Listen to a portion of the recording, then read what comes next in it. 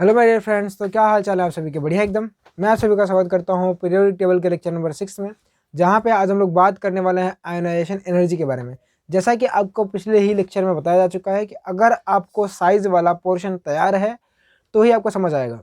यानी आपको periodic table का जो लेक्चर नंबर 4 है 5 है वो क्लियर होना चाहिए, तो ही आपको आयोनाइजेशन एनर्जी बढ़िया से समझ में आने वाली है, आपको फील आएगा। Ionisation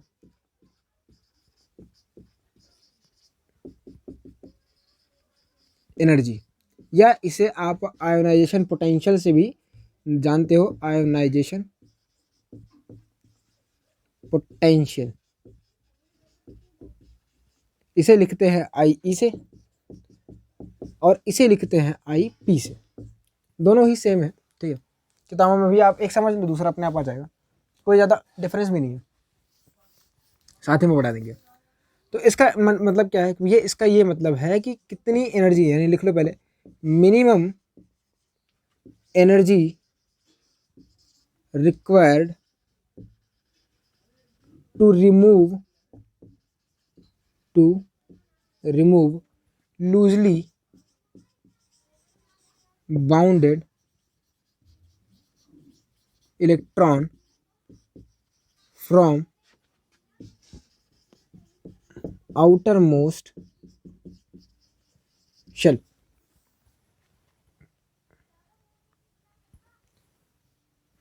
outermost shell of an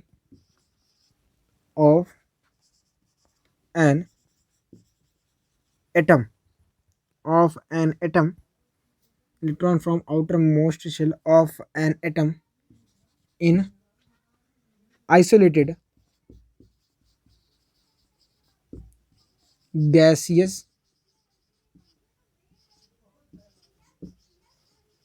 state। मतलब ये डेफिनेशन है, समझाता हूँ क्या है।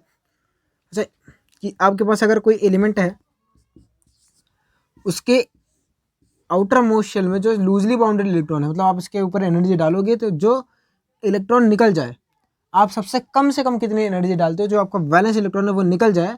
और एक चीज़ ये कि यहाँ पे लिखा है आइसोलेटेड हो, गैसेस स्टेट में हो। अब आइसोलेटेड गैसेस स्टेट क्यों लेते हैं? देखो, आप नॉर्मली समझो कि हम लोग इलेक्ट्रॉन निकालेंगे Na से, या आप समझो कि कोई भी एलिमेंट है, मेटल M है, उसके गैसियस स्टेट से निकालेंगे। अब आप पूछोगे ऐसा क्यों है? ऐसा बहुत ऑब्वियस है कि अगर आपको किसी को ठुकाई कुटाई करनी है तो जब वो अपने लोग दोस्तों के साथ होगा तब थोड़ी रन करोगे, आप खुद पिट के चले आओगे। तो कब करोगे? जब वो अकेला हो, किसी गली में जा रहा हो, पीट दोगे, फिर भाग लोगे। तो यहाँ पे जो आपका आइसोलेटेड है वो इसी वजह से यूज़ हुआ है कि जब आपका एलिमेंट अकेला हो, तनहा हो, आइसोलेटेड, जैसे आप हो, हम हैं, वैसे ही आपको उससे इलेक्ट्रॉन निकालना है। क्योंकि अगर अगर वो साथ में होगा, जैसे कि अगर वो अपने सॉलिड फॉर्म में होगा तो आपको पहले उसको तोड़ना पड़ेगा, तो एनर्जी मतलब वेस्ट हो जाएगी। तो वहाँ पे हम लोग नहीं करते।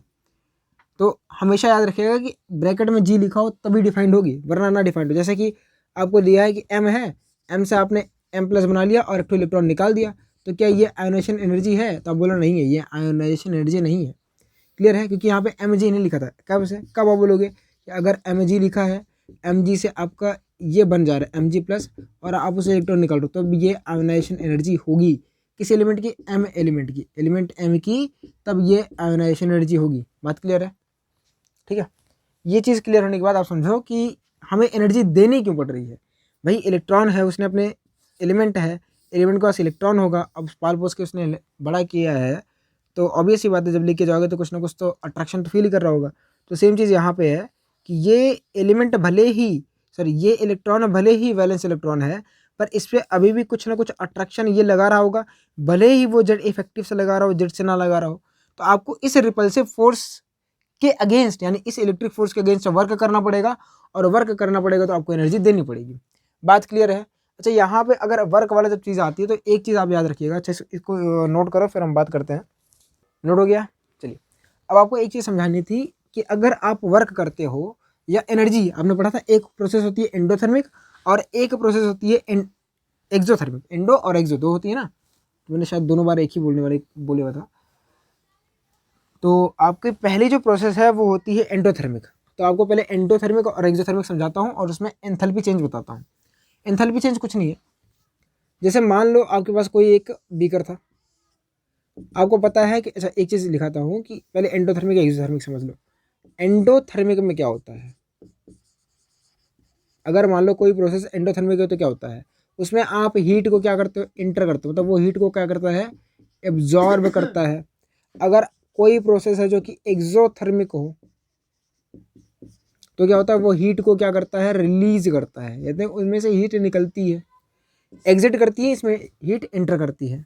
अब अगर आप समझो अगर वो हीट एब्जॉर्ब कर रहा है तो बाद में हीट बढ़ेगी कि नहीं बढ़ेगी, भाई उसकी जो पहले मान लो कुछ रहा होगा, बाद में उसमें हीट बढ़ जाएगी। तो अगर इसमें बात की जाए तो इनिशियल में कम होगा हीट, और भाई एब्जॉर्ब किया तो बाद में जो फाइनल हीट होगी वो ज़्यादा होगी। और यहाँ पे इनिशियल में हीट ज़्यादा होगी, फाइनल में हीट कम होगी, क्योंकि उसने कुछ ना कुछ हीट रिलीज कर दी है। अगर चेंज की बात की जाए, चेंज हमेशा क्या होता है, चेंज यानी डेल्टा एच से लिखते हैं, तो चेंज क्या होता है, H final minus H initial. तो अगर मैं बात करूँ एंडो के केस में, तो एंडो के केस में क्या है, एंडो के केस में फाइनल वाला क्या है, ज़्यादा है और इनिशियल वाला कम है, तो डेल्टा एच क्या आएगा, वो आएगा पॉजिटिव। अगर एक्सो की बात की जाए तो एक्सो में भी डेल्टा एच क्या होता है, H F minus H I, और एक्सो में एच आई ज़्यादा होता है तो डेल्टा एच जो आएगा वो आपका आएगा निगेटिव। किसमें, ये एक्सो में बात हो रही है। एक्सो के केस में क्या होगा, एक्सो के केस में ये चीज़ आती है, डेल्टा की वैल्यू आती है निगेटिव। अब ये चीज़ समझो जो मैं आपको लिखाने वाला, ये तो आपको था कि भैया बेसिक है, क्लास 10 का रिवीजन पोर्शन है। अब एक चीज़ आपको समझनी है, वो क्या है, वो ये है नोट में कि अगर केटायन या किसी भी न्यूट्रल एटम से, जैसे लिखो आयनाइजेशन एनर्जी ऑफ केटायंस, या आयनाइजेशन पोटेंशियल लिखो या कुछ भी लिखो ना, ionization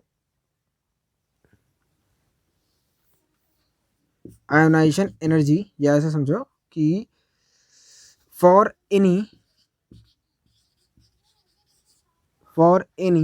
neutral atom, for any neutral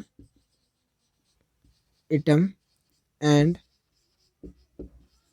cation, IE यानी ionization energy is always endothermic.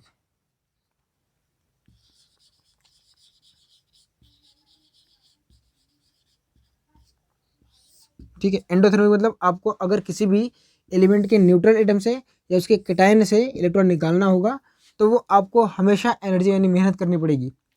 Clear है, क्यों करनी पड़ेगी भैया, क्यों क्यों क्यों अभी समझा देते हैं, 2 मिनट को पहले इतना नोट कर लो फिर बताते हैं।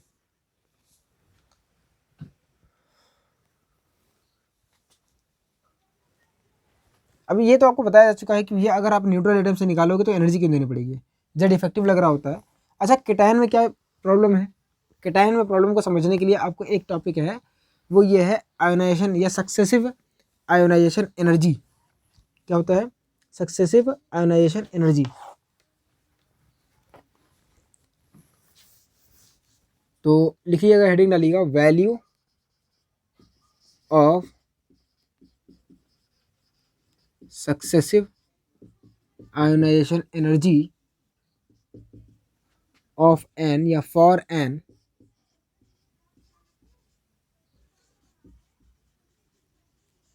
एलिमेंट। थोड़ा सा फील करिएगा इसको, बहुत आसान चीज़ है। जैसे मान लो आपको बस कोई मेटल M है और वो गैसीय स्टेट में दिया है, अब उससे पहली बार के उधार मांगने, भैया थोड़ा सा उधार दे दो ना, तो अब मान लो वो कंजूस है, नहीं देना चाहेगा, थोड़ा आपने विनती की और वो विनती आपकी क्या है, आयनाइजेशन एनर्जी है, तो आपने उससे पहली बार कुछ पैसे निकलवा लिए और फिर आपने अभी उसको पैसे दिए नहीं है, और फिर वो आपका क्या हो गया, M+ हो चुका है, और M+ होने के बाद आप उससे फिर गए पैसा मांगने कि भैया अब मुझे दोबारा दे दो। जब दोबारा दिए तो फिर उसको बोला जाता है IE2, ये IE1 था, ये IE2 था।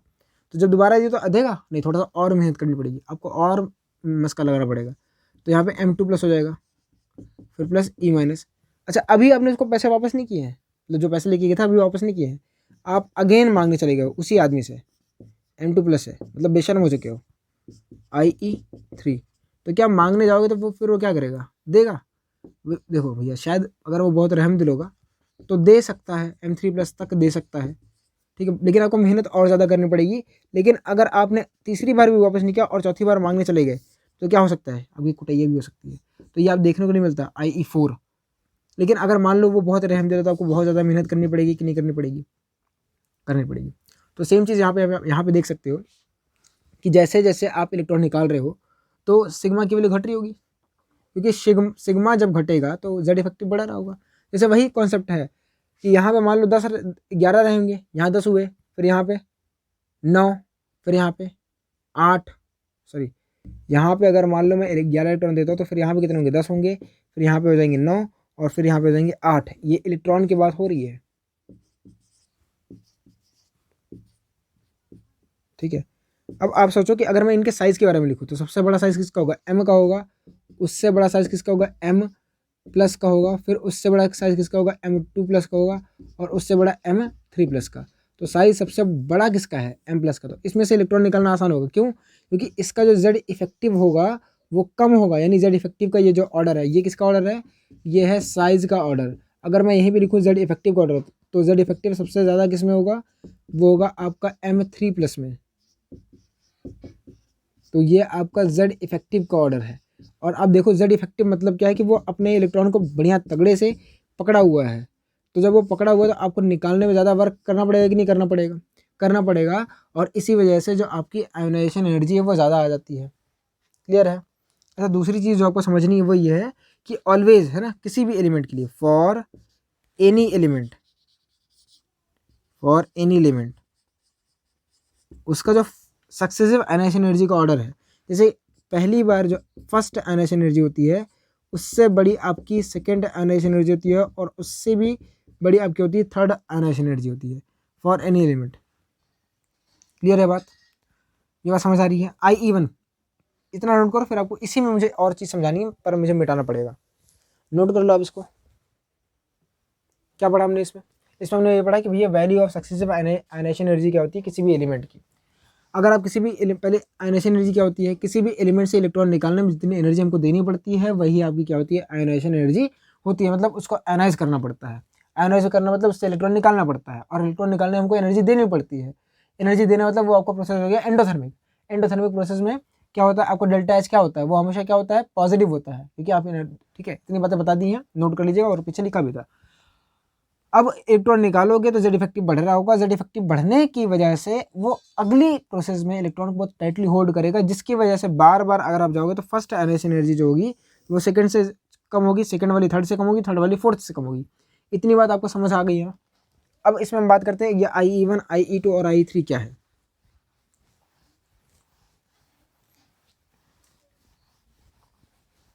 अब हम लोग बात करते हैं कि जैसे मान लो आपके पास कोई एटम था M से आपने M प्लस बना लिया, तो ये होता है ionization energy first of M।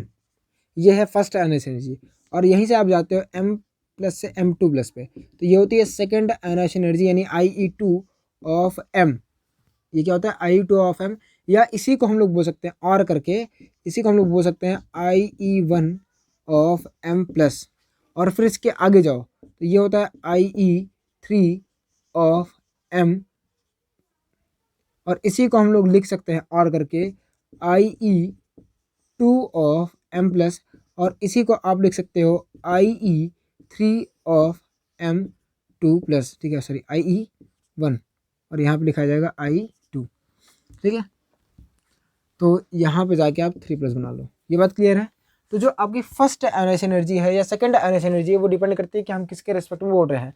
M के रेस्पेक्ट में ये वाला तो फर्स्ट है, लेकिन एम ही के रेस्पेक्ट में ये वाला जो है वो थर्ड है, और एम प्लस के रेस्पेक्ट में यही वाला क्या है, ये सेकंड है, और ये वाला क्या है, ये फर्स्ट है, और M2 प्लस के रिस्पेक्ट में ये वाला जो है ये फर्स्ट हो गया है। तो आप ध्यान दीजिएगा किसके रिस्पेक्ट में आपको वैल्यूज़ दी गई हैं, ठीक है। और दूसरी बात, अगर मान लो यहाँ से यहाँ तक एनर्जी निकालने में आपको कुछ एनर्जी लग रही है 50, तो यहाँ से यहाँ तक 100 लगेगी, और 100 से कम तो यहाँ से यहाँ तक 80 लग ही नहीं सकती। यहाँ से यहाँ तक 100 से ज़्यादा लगी, मतलब 200 हो सकती है, 150 हो सकती है, लेकिन 100 से कम कभी नहीं हो सकती, ठीक है। ये बात याद हो जाएगी। क्लियर है, समझ आ रहा है, बता दूँ। हम लोग बात करते हैं फैक्टर्स अफेक्टिंग आयोनाइजेशन एनर्जी, कि आयोनाइजेशन एनर्जी जो है वो किन किन फैक्टर्स के ऊपर डिपेंड करता है। तो एक फैक्टर तो आपको बता दिया गया, 2 फैक्टर तो आपको पता ही चल गए हैं, बाकी 2 फैक्टर मुझे समझानी है। तो आप हेडिंग डालिएगा factors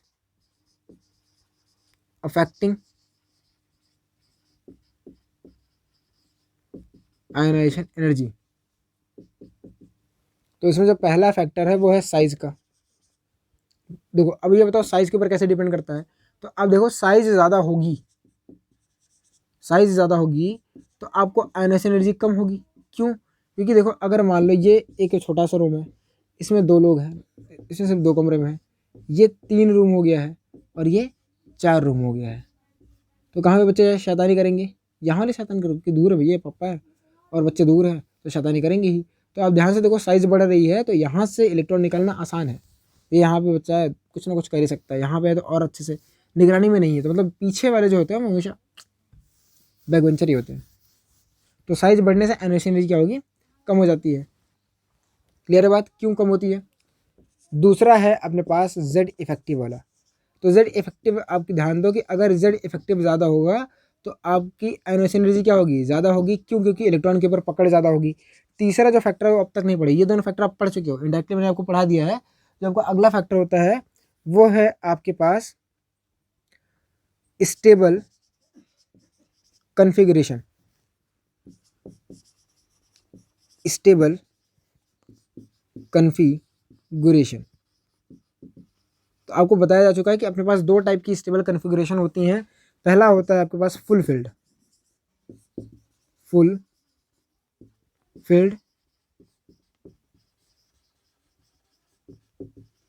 configuration. Full field configuration मतलब जैसे आपका नोबेल गैस का होता है। तो इनर्ट गैस का एक ही पीरियड में आयनाइजेशन एनर्जी ज़्यादा होता है। तो इनर्ट गैस का जो होता है आयनाइजेशन एनर्जी, इनर्ट गैस का आयनाइजेशन एनर्जी मैक्सिमम होता है इन डैट पीरियड, मतलब उस पीरियड में जो आयनाइजेशन एनर्जी होता है उसमें इनर्ट गैस का वो सबसे ज़्यादा होता है। पीरियड में सबसे ज़्यादा आयनाइजेशन एनर्जी किसका होता है? वो होता है आयनाइजेशन एनर्जी इनर्ट गैस का। अगला इसी में आता है एक एक्सेप्शन, वो होता है आपका हाफ फील्ड कन्फिगरेशन। तो ये आपको बताया जा चुका है एटॉमिक स्ट्रक्चर में। ये 2 टाइप के होते हैं, हाफ फील्ड और फुल फील्ड। एनर्जी एक्सचेंज की वजह से ये दोनों स्टेबल होते हैं, है ना। तो हाफ फील्ड में एक्स्ट्रा स्टेबिलिटी आती है, और जैसे आपका एन वाला है तो हाफ फील्ड में जो होता है वो ये चीज़ आती है। तो जनरली इसकी वजह से क्या फ़र्क पड़ता है? इसकी वजह से क्या फ़र्क पड़ता है? ध्यान से देखो, अगर आप आते हो इसकी वजह से फ़र्क ये पड़ता है कि आपको मैं लिख के रहा हूँ, कार्बन है, कार्बन के बाद आपका आता है नाइट्रोजन, नाइट्रोजन के बाद आपका आता है ऑक्सीजन, ऑक्सीजन के बाद आपका आता है फ्लोरीन। तो आपको पता है कि यहाँ से यहाँ जाने पे साइज़ क्या होती है? घटती है। यहाँ से यहाँ जाओगे तो साइज़ घटेगी, तो आयनाइजेशन एनर्जी क्या होनी चाहिए थी? बढ़नी चाहिए थी। तो यहाँ पे आयनाइजेशन एनर्जी सबसे कम होगी, फिर यहाँ पे सबसे ज़्यादा, फिर यहाँ पे सबसे ज़्यादा। ये हमने ऑर्डर सोचा था, पर प्रॉब्लम ये हो गई कि देखा ये नहीं गया, प्रैक्टिकली ये चीज़ें पॉसिबल नहीं थी। जब इसको प्रैक्टिकली देखा गया, एक्सपेरिमेंटली देखा गया, तो ये चीज़ नहीं हुई थी। ये गलत हो गई, ये जो ऑर्डर था ये गलत हो गया। गलत क्यों हुआ? गलत हुआ था नाइट्रोजन की हाफ फील्ड कन्फिगरेशन की वजह से। अब यहाँ पे क्या होता है कि देखो, इसका क्या होता है? इसका होता है 2p2, इसका क्या होता है 2p3, इसका क्या होता है 2p4 और इसका 2p5। तो यहाँ पे देखा ये गया कि नाइट्रोजन का ज़्यादा होता है, किससे? ऑक्सीजन से। तो करेक्ट ऑर्डर जो था वो था ये कार्बन था, कार्बन से कम ज़्यादा ऑक्सीजन का था, ऑक्सीजन से ज़्यादा नाइट्रोजन का था, और नाइट्रोजन ज़्यादा फ्लोरीन का था। क्लियर है? 2p3 यानी आपको क्या याद करना है हाफ फील्ड कन्फिगरेशन में कि भैया np3 ज़्यादा होगा np4 से। अभी एक जुगाड़ बताएंगे, आप कर लेंगे उससे, ठीक है। क्या इतनी चीज़ें दिख रही हैं? यानी np3 ये आपको याद रखना है कि भैया अगर आप कभी इलेक्ट्रॉनिक कन्फिगरेशन देख रहे हो और उसमें इलेक्ट्रॉनिक कन्फिगरेशन के बेस पे आप आयनाइजेशन एनर्जी देख रहे हो तो np3 का ज़्यादा होगा और np4 का कम होगा। रीज़न क्या है? रीज़न ये है कि हाफ फील्ड कन्फिगरेशन होता है। रीज़न आपका हाफ फील्ड कन्फिगरेशन है। चौथा यहाँ पे लिख दे रहा हूँ मैं, पेनिट्रेशन पावर। क्या होता है? Penetration power. पेनिट्रेशन पावर क्या होती है कि इलेक्ट्रॉन के पास न्यूक्लियस से नज़दीकी है ना, तो डिस्टेंस फ्रॉम न्यूक्लियस बोल देते हैं। अगर मान लो आपको इलेक्ट्रॉन निकालना है यहाँ पे इस वाले शेल से, और दूसरे में आपको इलेक्ट्रॉन निकालना है थर्ड शेल से, तो किस में से आसान होगा भैया? थर्ड शेल से। तो वही चीज़ है कि अगर आप NS, आप शेल नंबर सेम ले लो, आपके पास NS हो, NP हो, ND हो और NF हो, आपको इलेक्ट्रॉन निकालना सबसे ज़्यादा आसान किससे होगा? NF में होगा। मतलब सबसे कम आयनाइजेशन एनर्जी NF की होगी। तो आयनाइजेशन एनर्जी का ऑर्डर ये होता है। समझ आया? क्योंकि NS आपका पास होगा न्यूक्लियस के, उससे दूर आपका NP होगा, फिर उससे दूर ND, उससे दूर NF होगा। और NF से इलेक्ट्रॉन आप आसानी से निकाल सकते हो इन कंपेरिजन टू ND, और ND से आसानी से निकाल सकते हो इन कंपेरिजन टू NP, और NP से भी आसानी से निकाल सकते हो इन कंपेरिजन टू NS।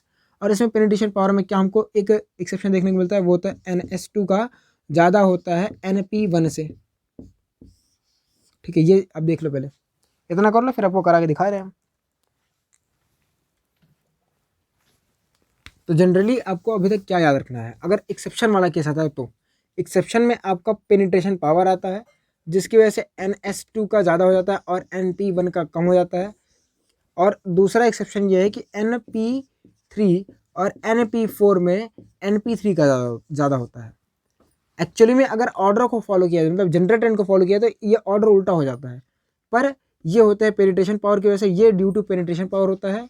ये जो थोड़ा बहुत फेरबदल होती है ये होती है due to penetration power,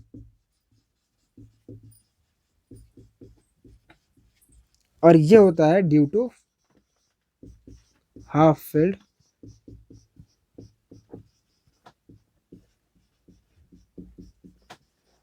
orbitals. Clear? Half filled orbital की वजह से होता है। अब इसकी एग्जांपल करा दो, तो एग्जांपल बहुत आसान है। जैसे अगर आप कर लेते हैं, एक बार हम करते हैं ग्रुप थर्ड का ionization energy of group second, या ऐसे लिखो पीरियड सेकेंड है ना, सेकेंड पीरियड। और जब भी आयनाइजेशन एनर्जी लिखी जाए तो वो आयनाइजेशन एनर्जी होती है फर्स्ट। सेकेंड पीरियड के एलिमेंट क्या होते हैं आपके? सेकेंड पीरियड के एलिमेंट होते हैं lithium, beryllium, boron, carbon, nitrogen, oxygen, fluorine और नियोन। तो कभी भी अगर आपसे आयनाइजेशन एनर्जी की कंपैरिजन पूछे तो सबसे पहले आपको करना पड़ता है इलेक्ट्रॉनिक कन्फिग्रेशन। अभी शुरुआत आप सबसे पहले क्या करो, इलेक्ट्रॉनिक कन्फिग्रेशन करो।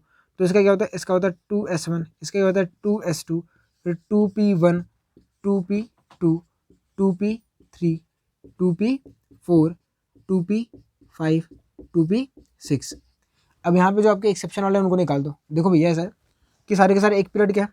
जनरली ये होता है कि यहाँ से यहाँ जाते साइज़ घटती है। अच्छा, ये साइज़ वाला थोड़ा सा फैक्टर अलग काम करता है, तो यहाँ पे साइज़ वाला भी अलग हो जाएगा। तो ये 2p6 है, इसका सबसे ज़्यादा होगा तो ये मैक्सिमम वाले पे है, ये भैया मैक्सिमम है, ठीक है, इनका सबसे ज़्यादा होगा, इनको छोड़ना मतलब। अब इनके ऊपर यहाँ तक मिल देगा, यहाँ तक देखो, जनरली यहाँ से यहाँ जाने पे ये आपके एक पीरियड के हैं, और लेफ्ट से राइट जा रहे हो तो यहाँ पे जो साइज़ है वो मैक्सिमम होगी, और यहाँ पे साइज़ होगी वो मिनिमम होगी। और साइज का ऑर्डर ये देखा जाए कि अगर साइज़ ज़्यादा होती है तो आयनाइजेशन एनर्जी कम हो जाती है, सॉरी। तो यहाँ से इसकी एनर्जी सबसे कम होनी चाहिए थी, तो ऑर्डर एक्चुअल में ये होना चाहिए था, क्योंकि यहाँ से यहाँ तक जाने पर साइज़ बढ़ रहा है और इसकी सबसे ज़्यादा होती, ये ऑर्डर होता। पर यहाँ पे थोड़ा सा एक्सेप्शन आ गया, वो क्या था कि ये 2p3 का ज़्यादा था 2p4 से। और दूसरा क्या था, दूसरा चेंज ये था कि ये गलत था। कौन था? ये गलत था बेरिलियम का, बेरिलियम का ज़्यादा था, बोरॉन का कम था। तो एक्चुअल ऑर्डर क्या था? एक्चुअल ऑर्डर ये था भैया लिथियम था, लिथियम से ज़्यादा था बोरॉन का, बोरॉन से ज़्यादा था बेरिलियम का, बेरिलियम से ज़्यादा था कार्बन का, कार्बन से ज़्यादा ऑक्सीजन का, ऑक्सीजन से ज़्यादा नाइट्रोजन का, नाइट्रोजन से ज़्यादा फ्लोरीन का, और इन सब में सबसे ज़्यादा था आपका नियॉन का। अब जो जुगाड़ आपको बताया था याद करने के लिए कि भैया आपको लिखना है, कंपेयर करना है electronic ionization energy on the basis of electronic configuration. तो वो क्या था? वो था भैया NS1, NS1 से ज़्यादा होगा आपका NP1 का, NP1 से ज़्यादा होगा आपका NS2 का, NS2 के बाद आपका होता है NP2, फिर NP2 के बाद आपका आता है NP4, फिर NP5, फिर सबसे ज़्यादा होता है आपका NP6। तो ये आपका जुगाड़ है। आप इस बेसिस पे किसी भी एलिमेंट का इलेक्ट्रॉनिक कन्फिग्रेशन अगर दिया रहे, या इलेक्ट्रॉनिक कन्फिग्रेशन करके फर्स्ट आयनाइजेशन एनर्जी या सेकंड आयनाइजेशन एनर्जी का ऑर्डर बता सकते हैं। तो आपके लिए अब होमवर्क है, आप करोगे फर्स्ट आयनाइजेशन एनर्जी का ऑर्डर लिखोगे, मतलब थर्ड पीरियड के एलिमेंट्स का, ठीक है। थर्ड पीरियड के एलिमेंट्स का आप लिखोगे फर्स्ट आयनाइजेशन एनर्जी का ऑर्डर। क्लियर है? क्लियर है? अब एक होता है ऑर्डर ऑफ, आपको ये वो कर लीजिएगा, आपके लिए होमवर्क क्या है, आप लिखिएगा ऑर्डर ऑफ थर्ड पीरियड के ionization energy, order of I for third period elements. अब हम बात करते हैं IE2 की, यानी सेकेंड आयनाइजेशन एनर्जी की, IE2 का ऑर्डर के। तो लिखो ऑर्डर ऑफ Fe2। और इसमें हम लोग लिखते हैं सबसे पहले कार्बन, नाइट्रोजन, ऑक्सीजन और फ्लोरीन। अब आपसे सेकंड पूछा है तो सबसे पहले क्या करो, इलेक्ट्रॉनिक कन्फिग्रेशन करो। इसका क्या होता है 2p2, 2p3, 2p4, 2p5। अब आपको इनका इलेक्ट्रॉनिक कन्फिग्रेशन करना है पर सेकंड निकालना, सॉरी इनका आपको निकालना है आयोनाइजेशन एनर्जी पर सेकंड निकालना है। तो भैया एक इलेक्ट्रॉन निकाल चुके हैं इनमें से, तो इसका हो जाएगा 2p1, इसमें से एक निकाल चुके तो 2p2, इसमें से एक निकाल चुके तो 2p3, इसमें से एक निकाल चुके तो 2p4। तो लिखिए, तो ऑर्डर क्या होगा, ऑर्डर बहुत आसान है भैया, 2p1 से ज़्यादा 2p2 का, 2p2 से ज़्यादा 2p3 का, और 2p3 और 2p4 में 2p3 का सबसे ज़्यादा होता है। तो ऑर्डर क्या है, 2p1 है, 2p1 के बाद 2p2 है, 2p2 के बाद 2p4 है, और 2p4 के बाद आपका 2p3 आता है। अब ध्यान दे लो 2p1 पे कौन है, आपका कार्बन है, कार्बन के बाद आपका जो है, कार्बन के बाद आपका है नाइट्रोजन, नाइट्रोजन के बाद आपका फ्लोरीन, फ्लोरीन के बाद आपका है ऑक्सीजन। इसमें ऑक्सीजन सबसे ज़्यादा हो गया है। ठीक है, चलिए एक और करते हैं सेकंड आयनाइजेशन एनर्जी में, सोडियम, मैग्नीशियम, एल्यूमिनियम और सिलिकॉन। तो इनका करते हैं। तो सोडियम का होता है 3s1, क्या होता है 3s1, इसका क्या होगा 3s2, इसका क्या होगा 3p1, 3p2। तो अब हमको सेकंड आयनाइजेशन एनर्जी बताना। तो इससे एक इलेक्ट्रॉन निकल चुका है, इसका क्या हो जाएगा 2p6, इससे एक निकल चुका है, इसका हो जाएगा 3s1, इससे निकल चुका है, इसका हो जाएगा 3s1, सॉरी 3s2, और इससे एक निकल चुका है, इसका हो जाएगा 3p1। यहाँ पे थोड़ा सा लोचा हो गया ऑर्डर का, क्या हो गया भैया, इसका हो गया मैक्सिमम, क्या हो गया है, इसका ऑर्डर जो है वो मतलब आयनाइजेशन एनर्जी मैक्सिमम हो चुकी है। तो सबसे ज़्यादा Na की होगी। अब S1 और S2 में S2 की ज़्यादा होती है, और S2 और Sp इसमें इसकी ज़्यादा होती है पेनिट्रेशन पावर की वजह से। तो ऑर्डर आपका हो जाएगा 2p6 सबसे ज़्यादा, 2p6 के बाद ज़्यादा होगा 3s2 का, 3s2 के बाद आपका होगा 3p1 का, और 3p1 के बाद आपका होता है 3s1 का। तो 2p6 मतलब आपका सोडियम है, सोडियम के बाद 3s2 है, 3s2 मतलब एल्यूमिनियम है, फिर एल्यूमिनियम के बाद आपका आता है 3p1 यानी सिलिकॉन है, और सिलिकॉन के बाद आपका आता है मैग्नीशियम। तो ये आपका ऑर्डर है IE2 का, नोट कर लीजिए इसको, नोट हो गया। तो आई होप आपको समझ आया हो आयनाइजेशन एनर्जी का जो कॉन्सेप्ट है। सवाल भी करा दिए गए हैं, जो भी चीज़ें बची हैं वो आपको नेक्स्ट लेक्चर में करा दी जाएंगी। तो आज के लिए इतना रखते हैं, पढ़ते रहिए, all the very best, bye.